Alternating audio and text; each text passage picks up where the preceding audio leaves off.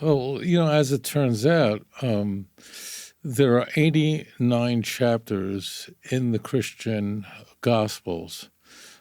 Of them, only 4 chapters in 2 books contain an infancy narrative. 2 of them are in Matthew, 2 of them are in Luke. But Matthew is unique in that Matthew, unlike Luke, not only asserts that Jesus was miraculously conceived, but he goes on to do something that Luke does not. And that is, he says that we could see from the book of Isaiah that there was a prophecy that the Messiah is to be born of a virgin. And when we go back to the original passage, this is one of 11 fulfillment citations. What you should do, and I hope what you'll get from this missionary video that we're going to examine, is that whatever they say, just look it up. Whatever they tell you, this is going to come up. That's going to be the theme. Whenever, like I say, when I'm on air, I always say, please look it up for yourself. I always say, even if you like me, just dispense with whatever affection you feel for me and look it up for yourself. Well, the reason I do that is because I want you to go back to the primary sources. What we're going to encounter is just a very well done film. I mean, it looks good and sounds good, but the film is just one lie after another lie, and they're brazen. The person's not even embarrassed to say, to engage in this kind of theological sophistry. Take a look. But that wasn't the only word the Jews changed. There is a second one, and it is even more significant. The word Alma was changed to Betula. Isaiah 7 verse 14 contains one of the most famous prophecies about the Jesus. Behold, the virgin shall conceive and bear a son, and shall call his name Emmanuel. Modern Jewish scholars argue that Alma, which is the original word used in the verse above, doesn't mean virgin, that it just means young woman. But here's the problem. The Dead Sea Scrolls, which contain ancient Jewish writings from before Jesus, use Alma in contexts that imply virginity. It's just mind-blowing what you just heard. The Jews, this luminary says, change for Alma to Betula. It doesn't even make sense. Do you see what's happening? The word Alma was changed to Betula. This video is arguing the Jews changed Alma to Betula. That's insane. So the word Alma means a young woman. Young woman conveys 2 things, her youth and her gender. It doesn't convey her sexual history. In fact, in the ancient world, young women got married, and they got married younger then than they do now. So what's happened is that the church altered the text in order to make it appear Christological. This fellow in the video actually said that in the Dead Sea Scrolls, when I fell upon this, I just sat there going, wow. So he said that the Dead Sea Scrolls implies virginity in Isaiah 7:14. Like where? Like what? Like people are literally just making this up. There's not even, it's not like it's a misread. So we have the book of Isaiah in the Dead Sea Scrolls. In fact, we have quite a number of copies of Isaiah, different sections. The Essene group that lived in Qumran was a community, probably quite a monastic community, destroyed in 68, but their library survives. We have the great Isaiah scroll on display in the Israel Museum. We have the whole book of Isaiah. So it's right there. Anybody can go there and just look at it. It says the exact same thing. Hine ha'alma, behold, the young woman is pregnant. So when someone, this is going to come a lot. Like you see me do shows where I was on with Jesse Lee Peterson. What a nice fellow, what everything, right? But what did I do? What did I do when I was on with him, right? I said, show me your source, okay? I want to train you to do this. Just when someone makes an assertion, like a young woman in the ancient world was expected to be a virgin, You're going to get this from Jews for Jesus just ad nauseum. You know, what is your source for this? Where does it say that? Where do you get that from? But they just say it, and now why does this work? It works because ordinary people generally, unless they're sociopaths or people typically don't lie or don't want to lie, so we just assume that other people are somehow operating with the same guiding principles that we do, and someone wouldn't just make up something out of whole cloth. I mean, maybe a person might embellish a little bit, I don't know, but just make it up. The Dead Sea Scrolls implies. Really? What exactly does the Dead Sea Scrolls imply? What?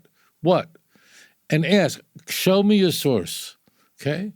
I mean, King David is called an Elam. Was he also a virgin in 1 Samuel chapter 17, verse 56? Elam is the masculine version. Elam, male, Alma, female.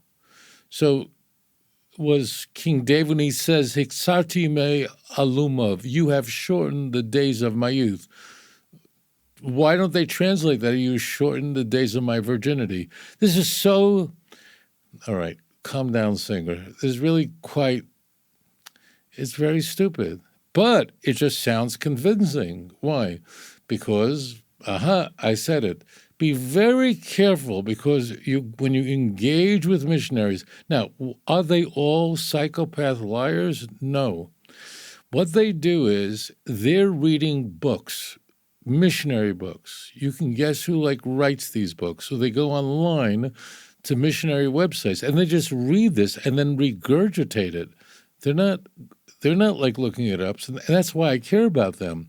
Why do I care? Because I know that 95% of the people you're interacting with are not bad faith actors. They've just been lied to, and they have no access to the original Hebrew, so they're repeating those. So just please always ask somebody, show me your source. Because, now, if I told you that when I was a kid I had a pet turtle, you don't need a source and you don't need a Polaroid. Why? Because it's not a fantastic claim. It's true, but kids have pets, right? But fantastic claims require fantastic evidence. If you want to say that Isaiah, who lived some 2,700 years ago, predicted the birth of the Messiah, a supernatural conception, 700 years later, that is a fantastic claim. It doesn't mean it's not true. So just always ask, when it's a fantastic claim, please show me your source. And when you look it up, it always comes up flat. And we could talk about this forever. I'm not going to. Also, the Septuagint, a Greek translation made by Jews 200 years before Jesus, translates Alma as Parthenos, which means virgin in Greek. So if Jews themselves translated Alma as virgin before Christianity even existed, why did later Jewish scholars change their stance? Because once Christianity emerged, Jewish leaders needed to deny the virgin birth. We even see this debate happening in early Jewish writings. One of the most famous Jewish commentators, Rabbi Rashi of the 11th century, was one of the first to argue that Isaiah 7 verse 14 wasn't about a virgin birth. But notice the timing. This argument only started showing up centuries after Christianity had spread. If this wasn't about Jesus, why did Jews before Jesus believe Alma meant virgin? But Jews after Jesus started denying it. And here's the final nail in the coffin. Some say that Betula is the actual Hebrew word for virgin, but that's not entirely true. Betula can mean virgin, but it's also used for unmarried women in general, whether they are virgins or not. Alma, however, always refers to a young, unmarried woman, and in ancient Jewish culture, that always meant virginity. So why did later Jewish scholars suddenly start saying it doesn't mean virgin? Because the prophecy was too clear. If Isaiah 7 verse 14 was allowed to stand as it was originally understood, it would prove that Jesus was the Messiah. The nonsense here is hard to know where to begin. That's always the difficulty when doing the show. You're always going to hear this. So it's very important that when I present this information, you hear it from them. Septuagint comes up immediately. The argument is always going to go that the Septuagint, somewhere about 250 BCE, rendered Isaiah 7:14 as a virgin. So you see rabbis, this is what's being conveyed. Rabbis, let's just say a quarter of a millennium, meaning 250 years before the advent of Christianity, meaning they didn't have an axe to grind, they have a dog in it. They translated Isaiah 7:14 as virgin, Greek parthenos. So this proves to you that the word Alma here doesn't just mean a young woman, but it means a young woman that had never slept with anyone. So this is complete nonsense. The original Septuagint, you just got to get this through your head. The original Septuagint, which is really called in scholarly circles, the Proto-Septuagint. That means the original Septuagint that was translated by some 70 or 72 learned rabbis. We have a lot of sources for that. There was a Septuagint. We have a letter Aristides, we have the Talmud, we have Josephus. It was, but it was only of the 5 books of Moses. So Isaiah is not part of the Pentateuch. It's not part of the Torah. So therefore, they didn't translate it. So you understand how the scam works? And I'm sure if you're hearing this, you're going, but that was so believable, the way he said it. They're all going to do this, but it's all nonsense. Moreover, the word parthenos, which is used in the Septuagint, doesn't necessarily mean a virgin. It can mean a virgin, but it also can mean someone who's not a virgin. See, as an example, Genesis chapter 34, when we're referring to Dinah, who was raped, meaning she wasn't a virgin. So the assertion is tedious. Now, you're going to get this, and you need to be prepared for it. It is true that after the original Septuagint, which was created for the Alexandrian library by at least 70 translators, subsequently many people started translating Tanakh into the Greek language. We even have G-texts, meaning Greek fragments, in the Dead Sea Scrolls. What happens is, now, Isaiah 7:14 is not among the Greek fragments of Dead Sea Scrolls, so don't even bother. But as the Greek language was something like, in the ancient world, this part of the ancient world, was somewhat the lingua de franca. It's not quite as like English is today, where you can really speak English anywhere and get by, but it was the language, thanks to Alexander the Great. So translating the Hebrew Bible, Tanakh, into the Greek language became a cottage industry. And it did, so listen very carefully. So there were Greek translations of the Hebrew Bible after the Septuagint was created, all the way going into the 3rd century time of Origen, who is a church doctor. He's very highly esteemed. In fact, I'll tell you this, in my view, he was by far the brightest of all he's technically wouldn't be called a church father because some of his views were heretical, but you can call him a theologian of the church. He really was a genius. He wrote at least 1,000 books during his lifetime. Jerome says 2,000. He was really quite the prodigy. He was a bright guy. Moreover, and more germane, he was completely fluent in Hebrew. Only he and Jerome were the only two, we'll call them church fathers, who were completely fluent in both Greek and Hebrew. He's going to put together a hexapla, whatever that means, but the key point, he is going to edit the final version of a Greek translation of the Hebrew Bible. And he is going to ensure that the Greek they call the Septuagint comports with all the mistranslations that you find in the New Testament. Now, let me be very clear. If you go to university, any university, you go to a liberal university, you'll be told by your professor, who's not even a fundamentalist Christian. He may not even be a Christian. They just say it. They just repeat it. You'll be told by your high school teacher that the New Testament authors were using the Septuagint. They say this, and there is not a sliver of evidence for this. You say, but there is evidence because we find, you go on Amazon, you open up a Septuagint, and it comports to the New Testament. But who's copying which? Do you understand this? This is so insane. Here is the key point. 2 points. Number one, subsequent to the original, what's called Proto-Septuagint, the 5 books of Moses, there's a cottage industry of translators who are rendering the Tanakh into the Greek language. We know that. It was going on BCE, CE, but what was occurring is everyone would call the Greek translation the Septuagint. Follow? Like there are hundreds. I don't even know how many. Let's say there are 300 English translations of the Bible today. I made that number up. I don't know exactly. It can't be too far off. But at least when people had a new translation, they actually gave it a new name, like a New International Version, the Bishop's Bible, the King James Bible, the American Standard, Revised Standard. They gave it different names. But everyone just called all these translations Septuagints.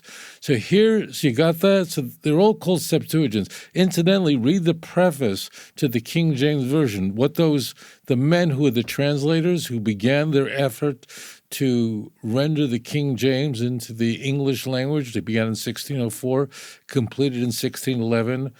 90% of it is really the Tyndale Bible that was written nearly a century earlier, but it's not germane. In their preface, they write about this problem. Therefore, they say they are rendering the Hebrew. They're not rendering the Septuagint because there's so many Septuagints. Now, they're not being truthful, meaning in the King James Version, it does say virgin, so that's a corruption. And these guys knew it. These guys were real scholars, Oxford, Cambridge scholars. So this is the way you need to frame it. So I'm just teaching you how to do this. When you speak to someone in Chosen People Ministries, in One for Israel, in Jews for Jesus, or you speak to some pastor who says the Septuagint says Parthenos, that as BCE, before the Christian era, or for the common era, whatever you want to call it, or the BCE really means before the common era. Regardless, ask your interlocutor very gently, very thoughtfully, one simple question. Can you provide for me a single manuscript of Isaiah 7:14 that predates Christianity in the Greek language where the word Parthenos is used? Just show me one. You got it? So that's all you need to do. So people ask me, how do you do it?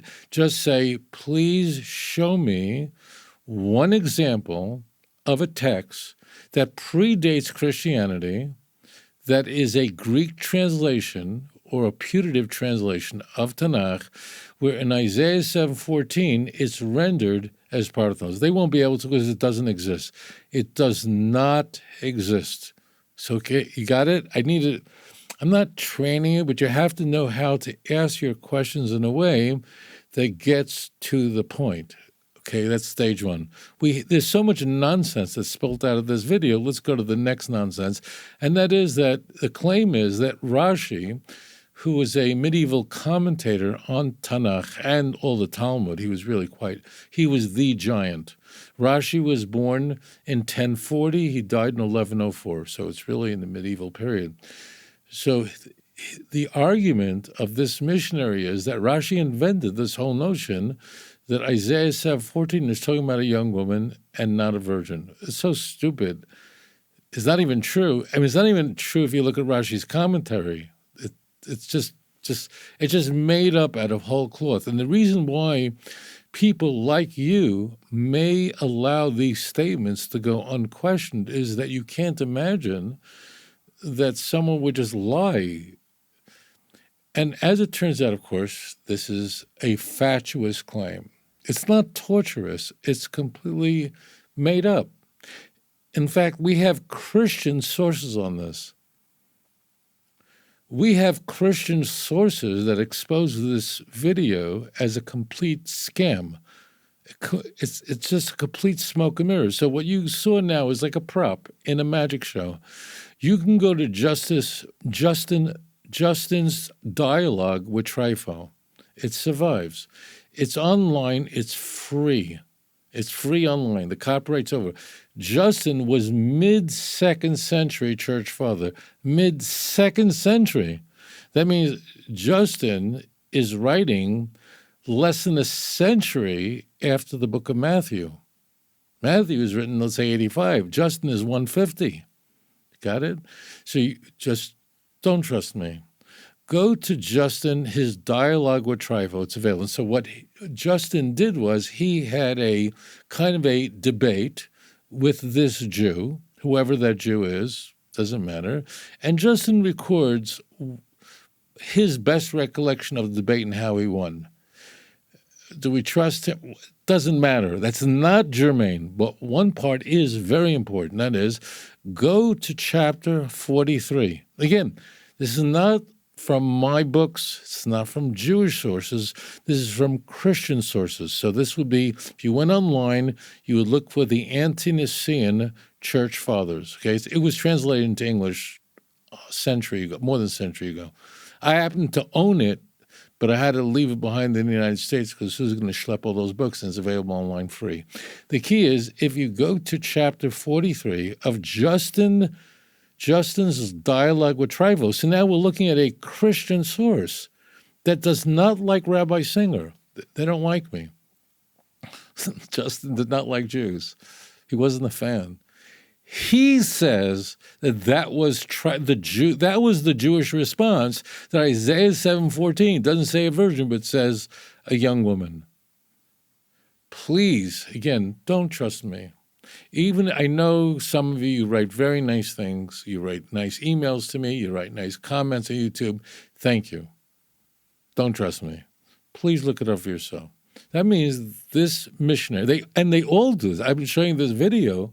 They all engage in this chicanery. They all engage in this promiscuous sophistry. It's all a game of hide the ball. That's all it is. It's simply a dumb prop. What does a prop mean? So a magician is using misdirection in order to get you to believe that the laws of thermodynamics have been suspended for the purpose of your entertainment. So when a magician cuts a lady in half, why does he have to put her in a box? Why don't you just cut her in half without the box? Why does he have to put a cloth over the ball before it can fly? Why can't it fly without it? Because it's a prop. That's all they're doing. They have to cover it up then you got to figure out what the trigger. That's what's going on. This is all a scam. The only difference is that most magicians, I believe, would admit that they're not violating the laws of thermodynamics, but this is an illusion. And it's fun. There's an unwritten contract when you go to a magic show that we allow the entertainer to fool us, and we enjoy a lot of skill goes into it. Not a lot of skill goes into this. This guy, because he's saying things that are really anti-Jewish, he's showing that this is a complete scam. It means he is he's doing what Candace Owens does, just promoting conspiracies about Jews, when it's the exact reverse. Whenever someone makes up these conspiracy stories, really it's always the opposite. We're not doing anything. We didn't kill Charlie Kirk. If Charlie Kirk wasn't in Utah, but if he was in Israel, he wouldn't have been shot. He'd be still alive rather than a funeral right now. Everything is just the opposite. So just remember, when they say it, ask, show me sources. I just showed you a source. What source? Medieval? No. I showed you a source from the ancient world. That's from Justin, that he admits that's what Jews say. I rest my case. Most Jewish people today have no idea that these changes even happened. They're told that Christians twisted the Old Testament, that we read Jesus into passages where he doesn't belong. But the reality is that their own scholars were the ones who rewrote the meaning of these words, long after Jesus had come. Just look at modern Jewish translations like the JPS Tanakh. When it translates Isaiah 7 verse 14, it doesn't say virgin, it just says young woman. Not because the Hebrew demanded it, but because the messianic meaning had to be erased. This isn't just a language issue. This is about truth and what happens when people try to suppress it. So you heard this brilliant argument. So the JPS, the Jewish Publication Society, it's an okay Bible. I don't really recommend it. I would much more recommend our scroll, Judaica Press is excellent. But let's not go off topic. So as it turns out, again, another complete lie. And as it turns out, there are Christian translations of what Christians regard as the Bible that actually translate Isaiah 7:14 correctly. For example, the Revised Standard Version. They translated the Hebrew Bible in 1952, right? What does it say in the Revised Standard Version? That's Christian, and it's used in many, many churches. Or the New Revised Standard Version that was updated. What does it say? It says a young woman, or it might say the young woman, depending on the New English Bible. It's a Christian translation. New English Bible, Oxford Edition. It says young woman. So it not only is not true that Jewish Bibles mistranslated, meaning Jewish. Now, just so you know, the original JPS, which I think was in 1917, it was translated by scholars who were Jewish, but not really. Most of them were not really Orthodox, so it's really not what I would recommend. But it's not germane here. The question is, why are there honest Christian translators that render Isaiah 7:40? So the Jews are liars, and we're scheming, and we make up stuff, and we're the devil. Great. But why do Christian Bibles translate Isaiah 7:14 as, behold, a young woman, or the young woman is with a child? Why do they do that? And believe me, they got into a lot of trouble. When the RSV came out, it came out, I don't know, 70 years ago, whatever, 65 years ago? More than that. When it came out after World War II, believe me, the fundies went crazy. They went nuts. Why? Because they were saying the emperor has no clothes. The Jews are right. Incidentally, if you went to a Revised Standard Version Oxford annotation, you'd see in the commentary, they'll say that the servant is Israel, not Jesus. I'm not kidding. So there are quite a number of Christian Bibles in the English translation that render Isaiah 7:14 as young woman, the word Alma as young woman, and not virgin. So why do you blame it on the Jews? Where did this come from? We're just rendering it accurately. Rashi invented it. How stupid.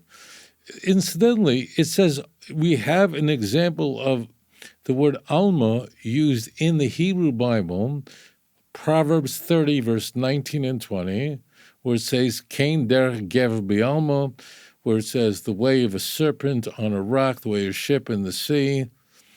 They leave no trace, as an eagle that flies to the sky. The key is that when a ship passes through the sea, after the wake behind it settles, you can't tell that a ship ever passed through there. A snake on a rock, it leaves no trace. On sand, it leaves a trail. An eagle in the sky, after it flies by, it shows no evidence that a bird had ever flown there. The Kain derech gever b'alma. Remember, the book of Proverbs really is Mishlei. That's the real name. What does the word Mishlei mean? It means an example, a mashal. It means an example. So look at these three. This is the way it is with an Alma who is an adulterous woman with a man. What does she do? She's a married lady, but look at the next verse. She engages in fornication, and because she's not a virgin, she's married, she then, after following that, washes herself, takes a shower, takes a bath, and then comes out and she says, I've done nothing wrong. And because she's not a virgin, therefore, there's no trace of her fornication. Openly. So we have an open example in Proverbs 30, unambiguous, that where the word Alma is used to describe someone who's clearly not a virgin. That's the whole point of it. So this is all a complete lie. What's the takeaway, my friends? always challenge every point. Look it up for yourself. Thank you. If you enjoyed this program, please like and subscribe. אדון עולם אשר מלך בטרם כל יציר נברא לעת נעשה בחפצו כל